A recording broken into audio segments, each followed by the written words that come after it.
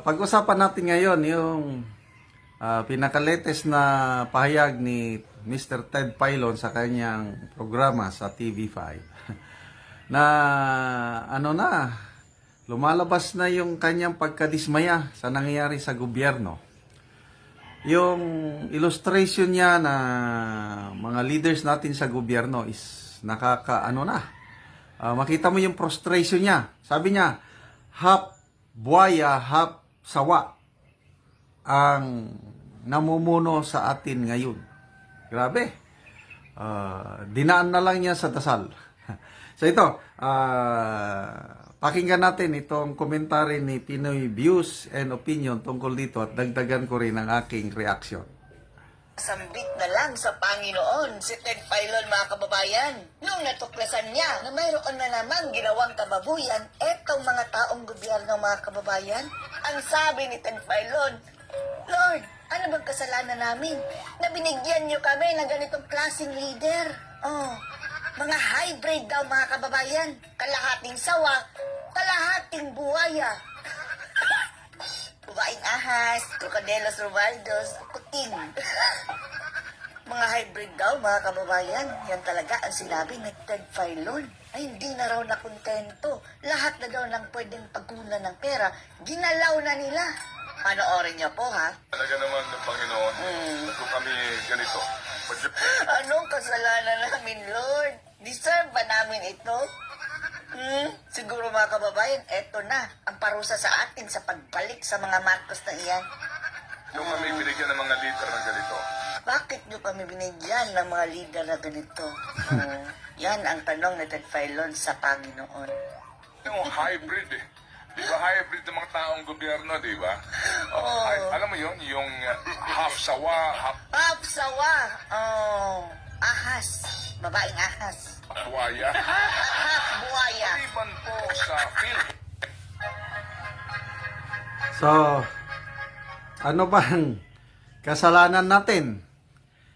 Nagpabudol tayo eh. Nagpabudol eh. Half sawa, half buhaya. Na government-owned and controlled corporation, nito pong bumuo ng ating pambansang budget. Ito, mga kababayan, ha. May bagong pinakialaman ang mga half sawa, half buhaya, mga kababayan. Pera na naman ang bayan. Smio. Yung mga savings, mga kababayan, sa mga bangko, sa mga insurance. Smio. At ito, hindi po ito ginalaw ng presidente. Yung pong ginawa nila, Ang ibig sabihin niya, hindi ginalaw, hindi vinito, proposed by the buhaya, mga kababayan, sa Congress. Sinabmit doon kay Kuting, sa BBM. Hindi niya ginalaw, hinayaan niya, mga kababayan. Ibig sabihin, agree sa kanya na pakialaman ang pera. na yung pong Philippine Deposit Insurance Corporation, yung PDIC. mismo pong Deposit Insurance Fund ng PDIC, pinatay nila. Tinalipot insurance fund, mga kababayan, sa bangko. Kung dati insurance sa health, ngayon insurance na naman sa bangko. At binawasan nila ng 107.23 billion pesos. 107 billion. Sino ang totoo? Si Topacio, si Ted Filon. Kanina kay Topacio, 117. Ewan na natin, pero basta 100 billion plus, mga kababayan. Ano mo ba itong FM? Philippine Deposit Insurance Corporation? Palagi yung nasa advertisement, mga kababayan, sa bangko, a member of PDIC. After sa palatastas, sabi ni Tambalusos, mga kababayan, palatastas, patalastas. Pero sinasabi, mga kababayan, a member of PDIC. Yan naman ang kanilang pinakialaman ngayon, mga kababayan. Ako narinig ko na ito. Mag-impok sa bangko, di ba? Member PDIC. Member PDIC. Para kung mabangkarote, mga kababayan, insured ang iyong pera, nabibigyan ka pa rin. Up to 500,000. Paano na yan? Kinuha. 107 billion daw, mga kababayan, kinuha ng gobyerno sa PDIC. Ano ibig sabihin nun? Kapag tayo po ay nagdeposito sa mga bangko, kapag po nagkaroon ng problema yung bangko, insured ang ating deposito, this time hanggang kalahating milyong piso. Tama. Example, mabankrupt ang land bank dahil ang pondo nilagay sa Maharlika Fund. Tapos, Masa ka. Ay, anyway, mayroong insured sa PDIC. Tapos, eto, kinuha na pati pondo sa insurance. Pag-impok sa bangko, di ba? Animal. PDIC. Meron po PDIC. kasi minamandato nga dito po sa charter ng PDIC na sila po ay mangangalap ng pondo, ng pera mula din po sa mga bangko. Basically po, mga kapatid, no? Ito pong PDIC, ang kanila pong hawak na Deposit Insurance Fund, dito pong nagdaang 2023 ay 310.08 billion. Okay. Yang pong perang yan, pinawasan po, Pinawasan. ng Marcos administration, Marcos administration, kalahati ahas. Ano ba yan? Kalahating sawa, kalahating buhaya. ng 107 billion para po gamitin na naman sa mga infrastructure. Infrastructure! Aling infrastructure, mga kababayan? Wala nga tayo nakikitang big ticket infrastructure.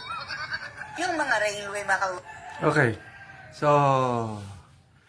okay lang sana kung talagang gagamitin sa infrastructure. Kaya lang, wala akong masyadong nakikita eh.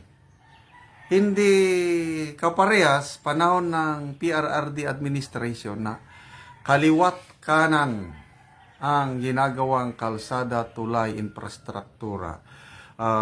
Napansin ko, no? Ang mga munisipyo, panahon ni PRRD, halos lahat sila nagkaroon ng pundo na nakapatayo ng bagong munisipyo. Ang gaganda ng mga munisipyo nga naipatayo panahon ni PRRD. Paligsahan ng ganda ng design. Yung mga nadadaanan ko dito sa Mindanao, yan. Munisipyo lang yan. Kalsada. Nakabili kami ng farm sa isang liblib na lugar dito sa Mindanao. For more than 20 years, hirap na hirap kaming magpunta sa farm dahil sira-sira ang kalsada. Pagdating ng PRRD administration, nasiminto. Kaya anytime of the year, day or night, makapunta na kami sa aming farm dahil simentado na.